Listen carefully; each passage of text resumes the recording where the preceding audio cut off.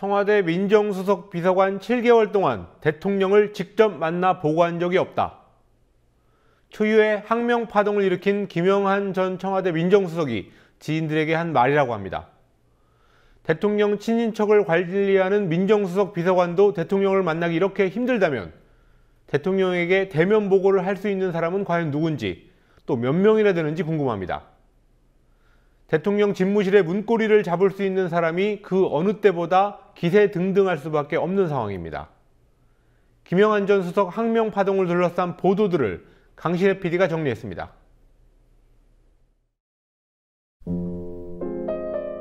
박근혜 대통령은 오늘 신년 기자회견에서 김영한 전 민정수석의 행동에 유감을 표하면서도 항명은 아니라고 주장했습니다. 김영한 전 수석이 항명 파동을 일으킨 건 지난 9일로 김 전 수석은 비선실세 국정개입 문제를 논의하기 위해 소집된 국회 운영위에 출석하라는 김기춘 비서실장의 지시를 거부하고 사의를 표했습니다. 이러한 돌출 행동의 배경에는 김영한 전 수석과 김기춘 실장 사이에 갈등이 있었다는 보도가 나오고 있습니다. 한국일보는 지난 10일 김기춘 실장의 업무 방식 등에 대한 누적된 불만이 터진 것일 수 있다고 해석했습니다.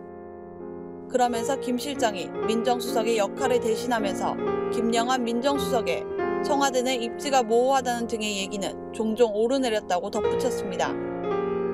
같은 날 한겨레 신문 역시 박 대통령과 김기춘 실장의 독단적인 청와대 운영 방식이 이번 김 수석 항명 사태의 배경이 됐을 거란 분석이 나온다고 보도했습니다. 또 청와대 문건 유출 파문의 수습과 특별감차 등을 주도한 것은 김 실장과 우병우 민정비서관 등인데 자신이 국회에 나가 야당 의원들의 표적이 되는 것에 대한 불만을 드러냈다는 청와대 관계자의 말을 전했습니다. 동아일보도 김기춘 실장과 김영한 수석의 감정이 쌓여온 것이 사의 배경이라며 김기춘 실장이 이번 문건 파문 대응 과정에서 김영한 민정수석을 의도적으로 업무에서 배제했고 김 수석의 누적된 불만이 국회 출석 요구를 받자 폭발했다는 등 지인들의 말을 보도했습니다.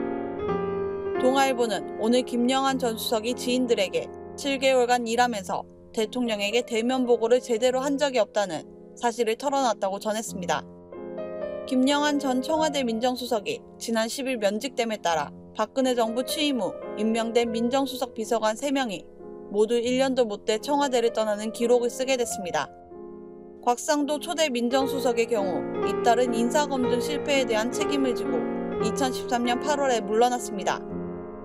후임으로 임명된 홍경식 전 민정수석도 안대희 전 대법관 등 국무총리 후보자 2명의 연쇄 낙마의 책임을 지고 10개월 만인 지난해 6월에 사퇴했습니다. 대검 강력부장 출신인 김영한 민정수석은 지난해 6월 청와대에 입성해 항명이라는 초유의 파동을 일으키며 7개월 만에 물러났습니다. 국민TV 뉴스 강신혜입니다.